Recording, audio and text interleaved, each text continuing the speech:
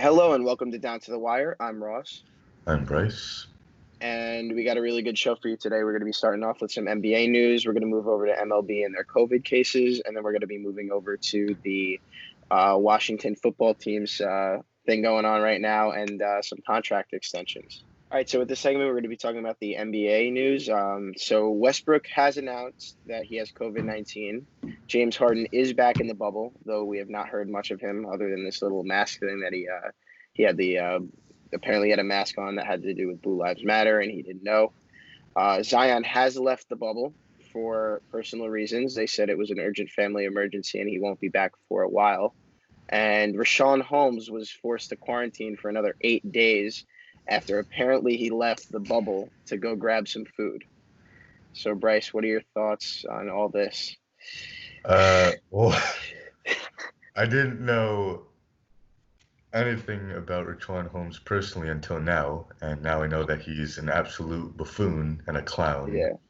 That's all right, though. It's entertainment. I mean, I don't think he's going to carry the Suns to the playoffs. Yeah. But on a more serious note, Westbrook, yeah, I'm sorry. That's a hard hit to the Rockets. That's not good. I mean, of course he'll have to quarantine for 2 weeks, so I guess he comes back right in time. But I mean, he's the second most valuable player on that team. So, it's not his fault that he got the virus, but he needs to be as careful as possible, and so he can just get right back to practicing and playing with the team. They need him. Yeah, and I think what's worse is that he even has kids at home. It's really scary. I'm praying that the rest of his family's okay, but it looks like he'll be back. Hopefully, they were saying he should be back right before the playoffs. So maybe they'll give him a couple workouts. He'll practice with the team, and then he'll go right into playing. So it doesn't look like it's that much of a hit for them. I will mention too, with the Rashawn Holmes thing from a couple of days ago, Kelly Oubre did tweet out. I don't know if it was the same day after he said, yeah, you're allowed to go and get food delivered, but it's like, no, you can't leave. You can't leave. He was like, oh no, my bad. And he changed it after he posted that. So I think there is still confusion. Like there was the hotline. Apparently Dwight Howard got called out for not wearing a mask for a moment. There's a lot of stuff I think with this bubble. I don't know if this may succeed, but I think this will be a good learning experience for other sports moving forward. The NBA just announced that all the major awards for the season, from the first game until the last game of the season, March 11th, those are the games that count for the voting for the awards. So the remaining 8 games are not going to affect the outcomes or the results or the votings for the awards. So with that being said, me and Ross will go through who we have picked to be MVP, Rookie of the Year, Defensive Player of the Year, Sixth Man, Most Improved, and maybe if we want, we'll do Coach of the Year. But yeah, so I'll let you go first, Ross. All right, so I will just go one at a time. I think right now I got most valuable player at Giannis. I think he's shown. I think LeBron's shown, and I think this is every year. LeBron's just always going to be that good, and it's like this year, out of all of them, he's really put his best foot forward in the regular season. He hasn't done that as often lately, but I think Giannis. That team isn't. The Milwaukee Bucks are not the Milwaukee Bucks without him. I think the Lakers could still be potentially the Lakers without LeBron, with Anthony Davis as the best player. Maybe not the best record, but I think they definitely will be a playoff contender, unlike the Bucks. I don't know if the Bucks would without Giannis. What about you, Bryce? Yeah, I have Giannis too. LeBron is like a close second. I think a lot of people in the beginning of the year just predicted that LeBron would be MVP because he's just going to be looking for revenge, and I mean, everyone knows he's upset about being injured the previous year. But I mean, Giannis just has that little extra edge. I mean, he's doing everything. He's absolutely incredible. So LeBron is a really close second. And even though I'm a LeBron hater, like I wouldn't even be afraid to say that it would be LeBron, but I Yeah. gotta go with Giannis. And the one thing I'll give Giannis, I think what puts him over the edge, as much as we know LeBron can shoot the three, I think Giannis has shown that he can he's beginning to be able to shoot better from the three. He's been taking more shots per game, which is something Ben Simmons has he's never wanted to do. So I think we should give Giannis the credit that he can do everything that he's done so great on top of adding the 3-point to his game. And it's not even the best yet. I understand it's a small scale, but Ben Simmons actually shot 2 for 6 from the 3-point line this year. So that's not bad. I know it's a small scale, but it's not bad.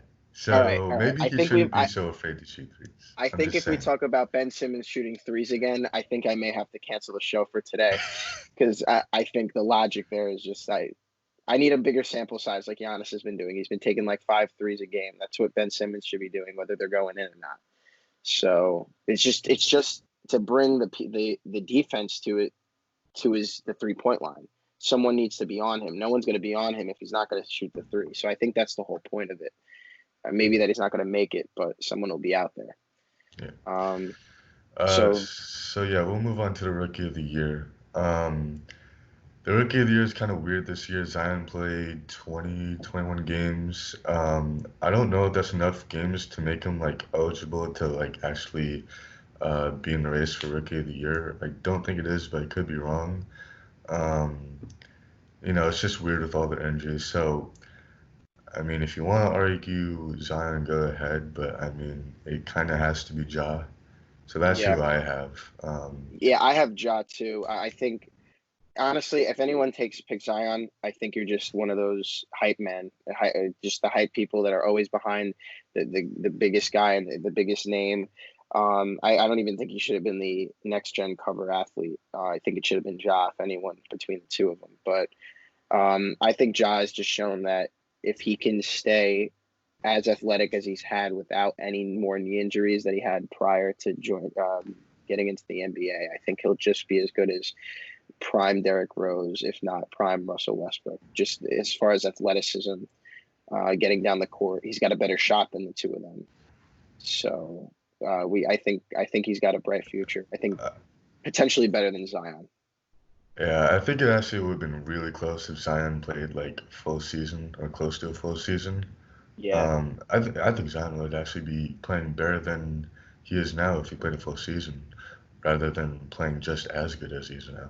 And even if he did play a full season, it would be close and arguable that Ja deserves it. But yeah, the rookie of the year is kind of weird this year. It's kind of automatic, unfortunately, but it is what it is. So we'll move on to defensive player of the year. all right. This is really tough. I think I'm gonna have to go with Giannis, and I mean I haven't really dug too deep into defensive statistics, but again, Davis and Giannis I think can guard any position. I just think again, Giannis is the whole anchor to that team. That defense, I don't think anything happens without him. That defense does not happen without him. That offense does not happen without him. It's probably going to go to Anthony Davis though, due to the fact that Giannis was already going to win MVP. Just knowing how people are. But what about you, Bryce? Yeah, that's a good point. The NBA or any league doesn't always like to give multiple awards to one person one year. It's a close one. If Giannis wins it and the MVP and the finals, that's like the most historic season ever. I thought I just mentioned that. I mean, it's close between Giannis and Anthony Davis. I feel like it could just go either way. Yeah, I I don't even know if I have a particular pick. It's just, I mean, I'm happy with the result either way. Honestly, they both deserve it, so of I'll just course. say both. Yeah, I'm honestly in agreement with you either way. And I'm looking at one article by Colin Ward Henninger on CBS Sports, and they have them tied actually. The people that were voting here for the reporters. So honestly, I think like we both said, it can go either way. Yeah. Yeah. So go on to six man of the year. All right. I think I gotta go with my boy Dennis Schroeder. Yeah, he's just cooking it. He's just cooking it. I as much as like you could always say Lou Will. I think Montrezl Harrell and Lou Will take votes from each other because they're both on the same team, Yeah. and there technically is no 2 6-mans on the team. So Dennis Schroeder it is. He's just an outright scorer. The guy's a bucket. Lou will always be in that conversation. I'm gonna go with Schroeder too. As great as Lou Will is, Montrez has also gotten like some time being the sixth man, and like you said, I think they're gonna take votes away from each other. Um, Nonetheless, I think Schroeder kind of deserves it anyway. He's been tremendous for the Thunder this year. He's been what they needed, and I would like to see him get a starting job at some point. But yeah, it's got to be Schroeder this year.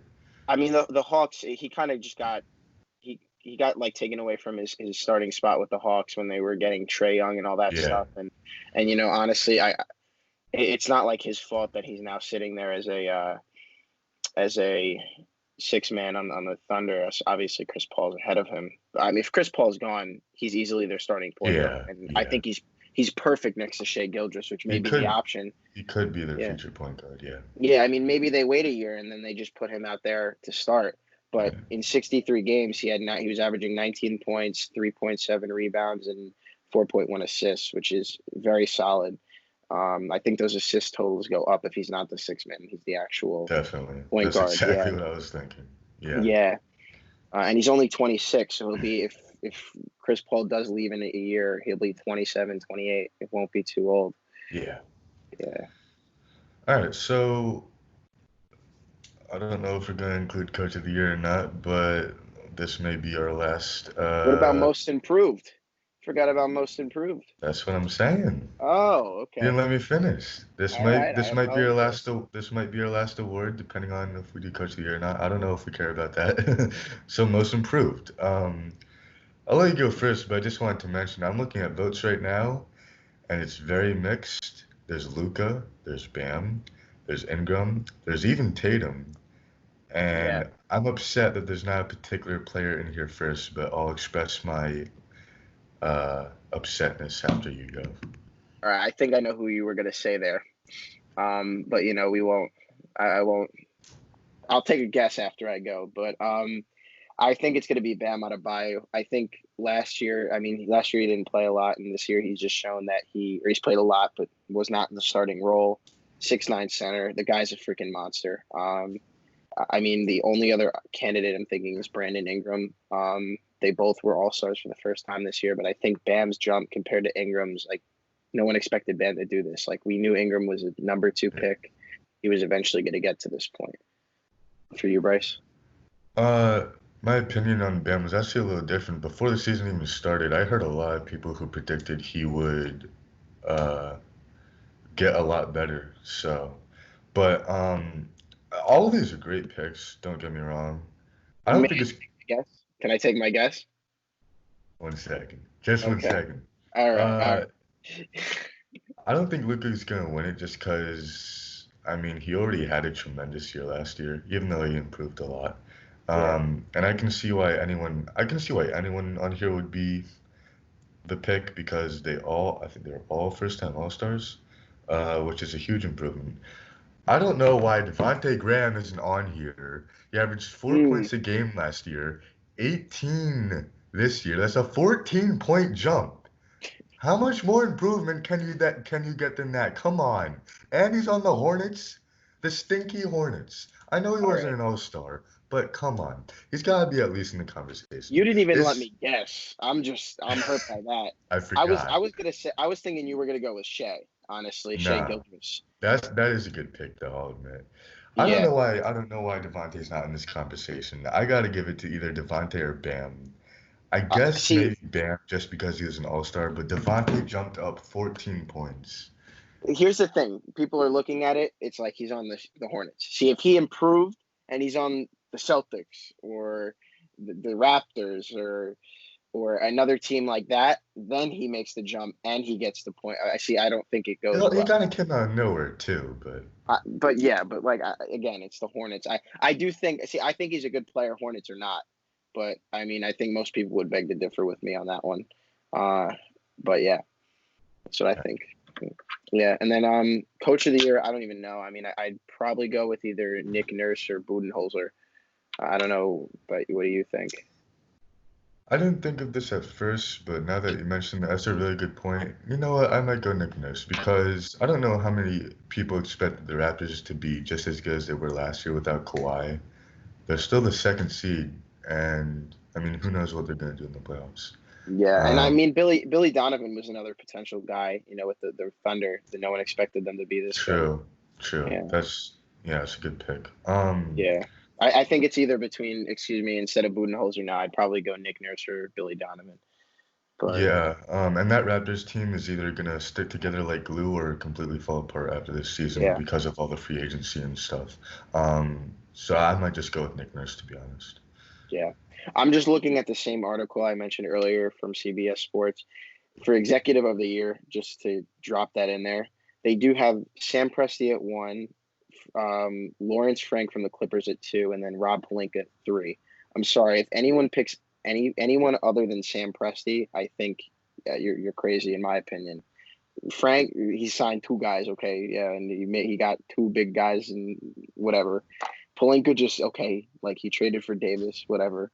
It's Sam Presti. He clearly showed that he literally finessed the Clippers and still is a playoff team. He finessed them. I just don't know who else can All catch. those picks. Exactly. They have over like 8 first-round picks over the next 3 years. What is it? 4 years? It's Something like insane. that. So now with some MLB news, there were 6 new positive tests today. There were 23 total now out of over 17,000 tests throughout Major League Baseball. 2 of those, as we are Yankees fans, we'll mention them being DJ LeMahieu and Chapman, who is experiencing mild symptoms. So I don't know what mild symptoms are at this point. Cough, sneeze, nose. I hope he's going to be out there soon. But this happened to also affect Yasiel Puig, who was one of the 6 new cases today. So, Bryce, you have some more information on that? Yeah, so Yasiel Puig signed a 1-year deal with the Braves. This happened before he got the virus. I was so excited for the Braves because they're just like an up and coming team. They're ready to like make the next step and potentially, if you ask me, potentially make the World Series within the next few years. Um, but yeah, Yasiel Puig was going to be a great addition to that team. Just some more outfield depth for them. I don't know how he was um, a free agent for that long because I'm a big fan of Yasiel Puig. But yeah, I mean, he's got Corona now, and I don't remember. Did you say maybe earlier that the deal is off now, or? Well, he had never signed the deal. It was in place for him to Yeah, sign it. Obviously, I guess pending physicals and stuff because this was yesterday. And then he did test positive today, which means he won't be signing at all. yeah. But He was yeah, supposed still to sign, but yeah, yeah, that's unfortunate for Braves. That's an L right there. But yeah, I was excited for that to happen, and it kind of just it's done now. yeah. And actually, it's surprising. 10,548 samples were collected in their latest round of testing. So that's good that only 6 were positive. 5 were from players and 1 was from a staff member. So I'm assuming that Chapman was one of them. Puig, obviously. I don't know who the other players were. But I think that's a very good number out of 10,000 tests. So, some more news about the Washington football team, which is their name is still to be determined. Um, Dan Snyder, the owner, he got accused of sexual assault, and apparently there's a rumor that it's very likely that he paid refs to try to win games, which this is kind of a joke, but I don't believe that because the Redskins played so bad. So how could they have possibly paid the refs if they didn't win games? But nah, I mean, it's probably true anyway. But yeah, he got accused of a lot of messed up stuff, and I'll let you go into that further. Yeah, they were saying too there was a running back at one point. I think it was Jay Gruden took him out just because he was pissed about something. It was so like stupid the reason why he took him out. I think it was they were sleeping with this. Yeah, that was it. The running back was sleeping with the same person as Jay Gruden was. I So heard this. Gruden took him out of a game, and I think with blocking whatever it led to Alex Smith that same game getting injured and having that life-threatening ankle break. or whatever it was, the tibia break or something, or it was some crazy thing. So there's going to be a huge lawsuit on everyone, and especially if Alex Smith has any sort of information on this, there's no way and no doubt in my mind he's not going to at least try to sue. Because that was the biggest. This was probably the biggest, most important year of his career. The year he got hurt after showing what he was able to do with the Chiefs that year prior. I think this whole thing's a mess. It's a whole mess. Yeah, it is a mess. I can see Alex Smith suing. I don't blame him. And honestly, other than that, there's not much to say other than this just must be so embarrassing for the entire organization. I have a feeling Snyder's he's gonna have to step down sooner rather than later. And yeah, that might be a good thing though. That's probably what this organization needs. It needs a new owner. It needs a new look and stuff like that. So for this next part, more NFL news. Myles Garrett has just officially signed his new extension. It will be the most guaranteed money for a defensive player in NFL history at $100 million guaranteed, $125 million over 5 years. And Derrick Henry has signed a 4-year contract that is worth $50 million. About $25.5 million of that will be guaranteed. And he actually only will be the ninth biggest cap hit for running backs next year. Le'Veon at 1. God damn it, the Jets, whatever. But anyway, I just had to do that as a Jets fan. And anytime we have a time to crap on our team, we will crap on the team. But that leaves us to question is when or how or will. When will, how, who, whatever, Dak Prescott. I think that's the answer. What's going to happen with him? Bryce, what are your thoughts on these two signings and Dak Prescott? Yeah, so these are great contract extensions for the Browns and the Titans. I mean, it's perfect. I mean, Derrick Henry he's great. I don't know what else to say. I mean, that's the guy that the Titans are gonna need for the next 5 years if they want to try to be competitive. I mean, they're not much without him. And same with the Browns and Myles Garrett. He's a huge part of that defense. Except for when he hits people with helmets. But yeah, this Dak Prescott thing is, I don't know, it's weird. It's kind of a mess. The Cowboys are insane if they don't want him to be their starting quarterback for the rest of his career. So I don't know what the Cowboys are doing there. They're being dumb lately. I mean, they had a deal in place in the beginning of this whole thing, and the only reason he decided not to sign it, Dak, was because Jerry Jones had been re-signing everyone else around him for so much more money and lucrative deals. Yeah. So it just kind of made Dak upset. That led him to not get signed this year. So we'll see. But I wouldn't be surprised if Dak Prescott is in another uniform next year, and Andy Dalton is Ginger Tarzan, as Pat McAfee would say, for the Dallas Cowboys. Yeah, but I mean, if Dak ends up in a New Jersey, then good for him, and screw the Cowboys, because I don't know what they're doing over there. They're being stupid. Yeah, and he's betting on himself, and he's betting on the salary cap not dropping and the Players Association not letting it happen, because the NFL's trying to impose a $40 million drop in cap next year, which will affect him completely, because a $40 million contract that he wants now won't be $40 million next year. It'll be worth 30 or 25. So he's got to really, I think he's running on thin ice here. So he's got to make sure he has the best season possible next year. As you guys know by now, at the end of all our episodes, we do the NFL standings. Today we're doing the NFC South, which is the Saints, the Falcons, Panthers, and the Buccaneers. So I'll let you go first, Ross.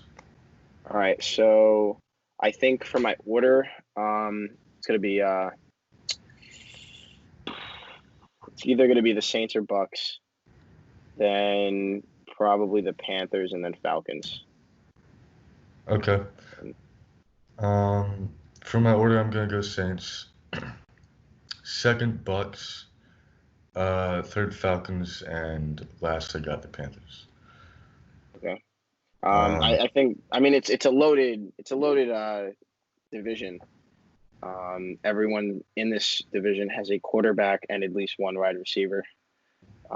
In some cases, three receivers, maybe even four, five, or six with the Bucks. But we won't talk about that. it'll be close between the Saints and the Bucks. I'm actually rethinking it now. The Bucks might be first over the Saints. I think it'll be close. I have faith in Drew Brees despite the controversial things that he says. But and I have faith in his wide receivers, you know who as well.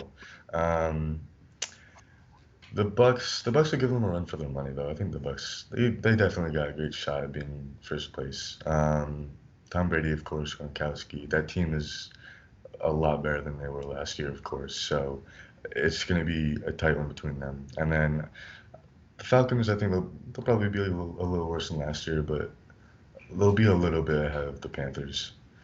You're forgetting about Teddy Bridge, baby. That's what I call him, Teddy Bridge, baby. We're going all the way. Overrated. I'm kidding. No, I don't think he's overrated. I just think he's got to prove it. But We'll see.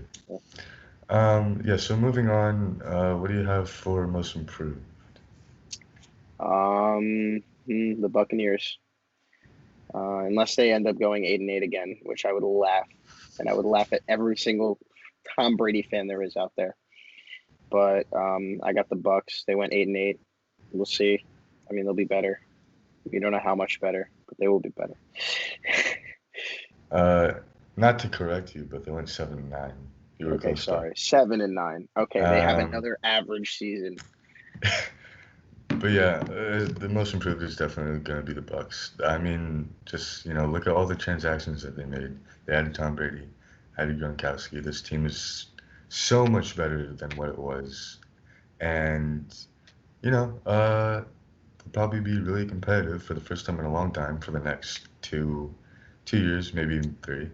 So yeah, they're most improved for sure. They're going to be much better than they were last year. And then we'll move on to brightest future. I think the Panthers.